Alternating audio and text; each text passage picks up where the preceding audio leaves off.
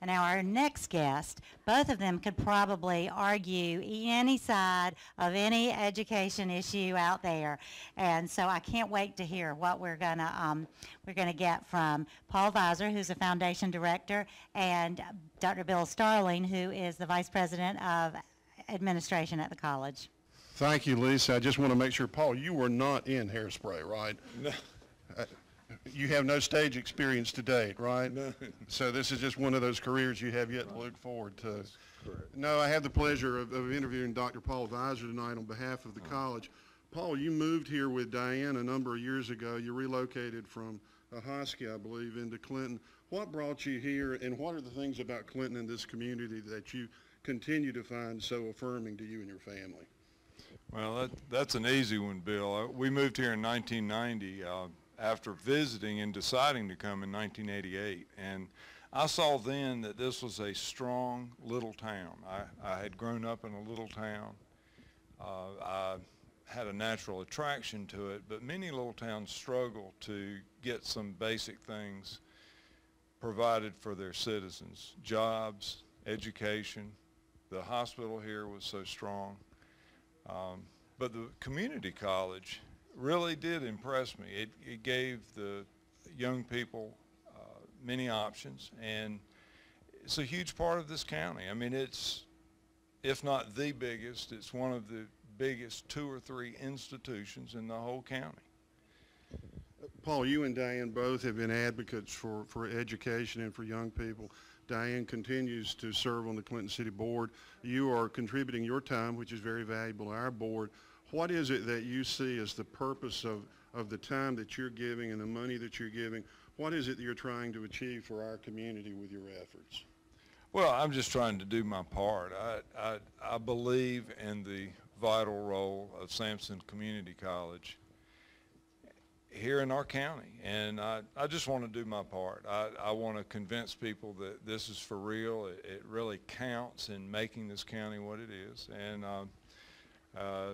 contribute on my own and hope other people will as well. And I think generally we've had good grassroots support throughout the county.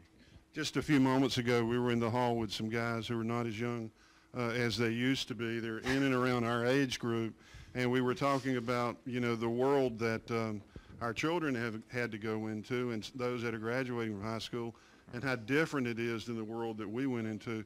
Tell me what you see as the challenges for our local people here in this community, and how the community college can step up and be helpful for them.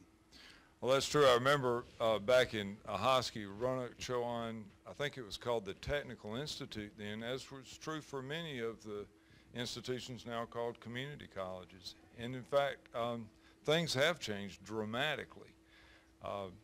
At Sampson Community College, the vocational options are still there, but so much more is available as well. Not only the 2-year degrees, but tie-ins to 4-year colleges, options for high school students with the early college. I mean, lots of options. Yeah, we consider Sampson Community College and the other 57 sister institutions to be gateways to the university system or to occupational training. We're just thankful that one is here in our community. Just a plug here for your contributions. I know that a lot of viewers assume that so many of our students are on financial aid, and they are, but let me reassure you that the gifts that you make and the gifts that we're hoping that you will make tonight go to a lot of young people and young adults who do not qualify for federal financial aid, and they have significant financial challenges. Tell me about the workforce that you work with in and around the hospital and the role that this particular institution plays in providing health care and supporting you and the other physicians. Well, the most obvious example of that is the nursing staff. I shudder to think what would happen to Sampson Regional Medical Center if it were not for Sampson Community College. Nursing, there's just a huge demand for nursing care in the hospital and also the allied institutions throughout our county. I mean, the dialysis centers, the home health, the nursing homes. And I don't know what we would do without Sampson Community College. That's probably a big chunk of the whole college's mission, isn't it, Bill? It is, and we were just we were speaking to Grover Azell a moment ago, and I was just thinking about, we train truck drivers, we train nurses to work with the hospital staff, so we do the full panorama of occupational training we attempt to do at the community college, along with providing the gateway to the university system with the college transfer program. Paul, I know we don't have that much time, but one of the things I want to say on behalf of our community is thanks to you for all you do, not only for the community college, but for all of us in the community. You and Diane have been some of the most important and most contributing people.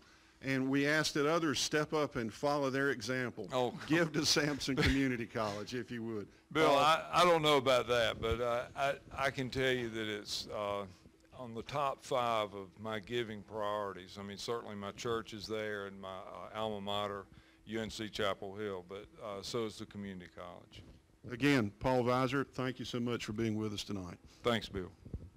Thanks, Bill and Paul, and I appreciate you kind of throwing down that challenge to everyone to step up and be part of supporting the Community College Foundation.